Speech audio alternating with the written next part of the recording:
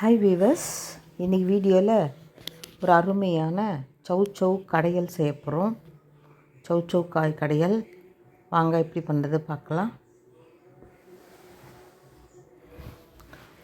ஒரு மண்சட்டி ஒன்று எடுத்துக்கிட்டேன். இது தேவையான குக்கிங் ஆயில் சேர்த்துக்கலாம். ஆயில் நல்லா சூடாயிடுச்சு. இங்கே ஒரு கப்பு துவரம்பருப்பு சேர்த்துக்கிட்டேன். இது நல்லா பொன்னிறமாக வறுத்துக்கலாம். இது கூடவே வரமிளகா ஒரு 8 வரமிளகா சேர்த்துக்கோங்க. இதையும் சேர்த்து நல்லா பொன்னிறமாக வறுத்துக்கோங்க. நல்லா சிம்மில் வச்சு வறுத்துக்கலாம். காஞ்சி தனம் வீடியோவை லைக் பண்ணுங்கள், ஷேர் பண்ணுங்கள், சப்ஸ்கிரைப் பண்ணுங்கள். என் வீடியோவை ஸ்கிப் பண்ணாமல் பாருங்கள். அப்போ தான் நான் சொல்கிற ஒவ்வொரு டிப்ஸும் உங்களுக்கு புரியும். நல்லா வறுப்பட்டு போச்சு. துவரம்பருப்பு, இது துவரம்பருப்போடு நம்ம சௌ சேர்த்து செய்யும்போது டேஸ்ட்டு சூப்பராக அட்டகாசமாக இருக்கும். இது கூட நான் இங்கே 4 பச்சை மிளகா கட் பண்ணி எடுத்துக்கிட்டேன். இதையும் இதில் சேர்த்துக்கலாம். இதையும் சேர்த்து வறுத்துக்கலாம். 2 பெரிய வெங்காயம் 2 கட் பண்ணி எடுத்துக்கிட்டேன். அதையும் இதில் சேர்த்து வதக்கிக்கலாம். வெங்காயம் நல்லா வதக்கிக்கலாம். ஒரு 5 நிமிஷம் நல்லா கலரி விட்டுக்கலாம். வெங்காயம் நல்லா வதங்கி வருது. வெங்காயம் நல்லா ஒரு 5 நிமிஷம் வதக்கிக்கோங்க. நல்லா கண்ணாடி பதம் வர வரையும் வதக்கிக்கலாம். சௌ கடையில் ரொம்ப டேஸ்ட்டாக சூப்பராக இருக்கும். நீங்களும் ஒரு முறை ட்ரை பண்ணுங்கள். நான் இங்கே 2 தக்காளி கட் பண்ணி சேர்த்து இதிலே வதக்கிக்கிட்டேன். இதையும் சேர்த்து நல்லா வதக்கிக்கலாம். இது கூடவே கட் பண்ணி வச்ச சௌவையும் சேர்த்துக்கலாம். இந்த அளவு மாதிரி கட் பண்ணி எடுத்துக்கிட்டேன். நல்லா தோல்லாம் எடுத்துகிட்டு கட் பண்ணிக்கிட்டேன். இதையும் கொஞ்சமாக சேர்த்துக்கலாம்.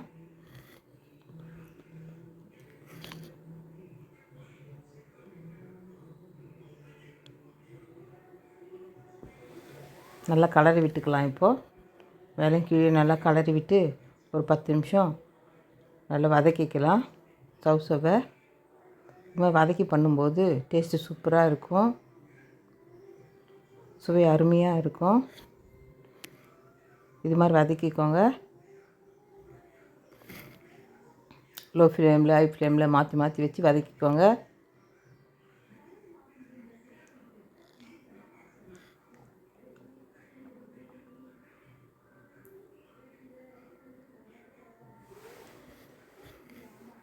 நல்லா வதங்கி வந்துடுச்சு. இந்த டைமில் மூடி போட்டு ஒரு 5 நிமிஷம் வேக விடுவோம். மூடி ஓப்பன் பண்ணிக்கலாம். இப்போ கலரிக்கலாம்.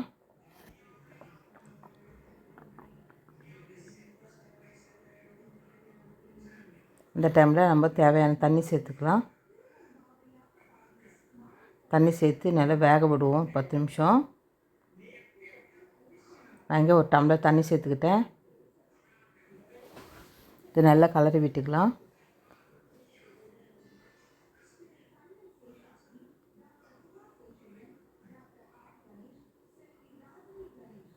இப்போ மூடி போட்டு மூடி வச்சிடலாம். ஒரு 10 நிமிஷம் ஹை ஃப்ளேமில் லோ ஃப்ளேமில் மாற்றி மாற்றி வேக விட்டுக்கலாம். இப்போ நல்லா வெந்து வந்துடுச்சு.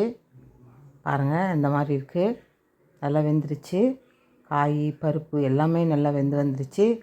இப்போ இதை நான் ஒரு மண் சட்டியில் மாற்றிக்கிட்டேன். நீங்கள் ஆற வச்சு மிக்சியில் கூட போட்டு எடுத்துக்கலாம். நான் எங்கே மண் சட்டியில் கடைஞ்சிக்க போகிறேன்.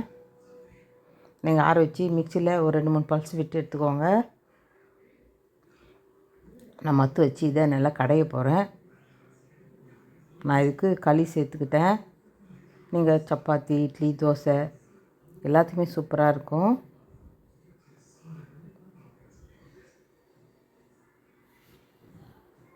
இப்போ நல்லா நம்ம கடைஞ்சிக்கலாம்.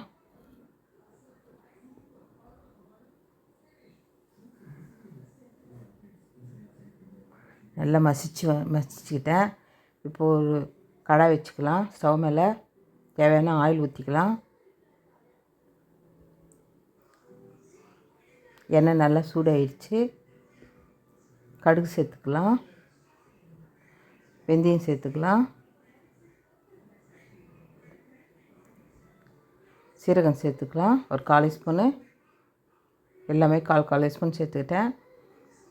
நல்லா கலரி விட்டுக்கலாம். நல்லா பொரிஞ்சு வரட்டும். கடுகு, வெந்தயம், சீரகம்லாம் நல்லா பொரிஞ்சு வந்துருச்சு. இந்த டைமில் பெருங்காயத்தூள் ஒரு 1/4 ஸ்பூன் சேர்த்துக்கலாம். கருவேப்பிலை சேர்த்துக்கலாம். இப்போது நம்ம களைஞ்சி வச்ச சௌசௌ கடையில் இதில் சேர்த்துக்கலாம். சௌசௌ குழம்பு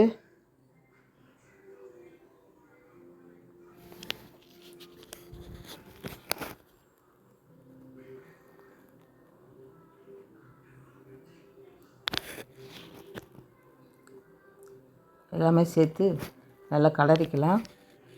லேசாக ஒரு கொதி விட்டு இறக்கிக்கலாம். இது கூட உப்பு சேர்த்து கலரிக்கலாம்.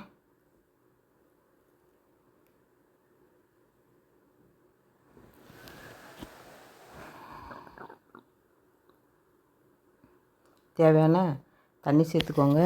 உங்களுக்கு திக்காக வேணும்னாலும் நீங்கள் அப்படியே வச்சுக்கலாம். உங்களுக்கு எந்த அளவுக்கு வேணுமோ அது மாதிரி நீங்கள் சேர்த்து கலரிக்கோங்க. நல்லா ஒரு கொதி வந்தோடனே இறக்கிக்கலாம். இது கூட நம்ம தேவையான உப்பு சேர்த்துக்கலாம். இது கூடவே நான் 2 ஸ்பூனு புளி கரைச்சி சேர்த்துக்கிட்டேன். புளி தண்ணி நீங்கள் தேவைப்பட்டால் நீங்கள் சேர்த்துக்கோங்க. உங்களுக்கு வேணான்னா விட்டுருங்க. டேஸ்ட் சூப்பராக இருக்கும். புளி தண்ணி சேரும்போது நான் ஒரு 1/2 லெமன் சைஸ் அந்த அளவுக்கு ஒரு 2 ஸ்பூன் அந்த அளவுக்கு புளி தண்ணி சேர்த்துக்கிட்டேன். ஸ்டவ் ஆஃப் பண்ணிடலாம். எப்படி இருக்குது பாருங்கள். குழம்பு சூப்பராக இருக்குது பார்க்கும்போதே. நீங்களும் ஒரு முறை ட்ரை பண்ணுங்கள். ஃபீட்பேக் சொல்லுங்கள். தேங்க்யூ.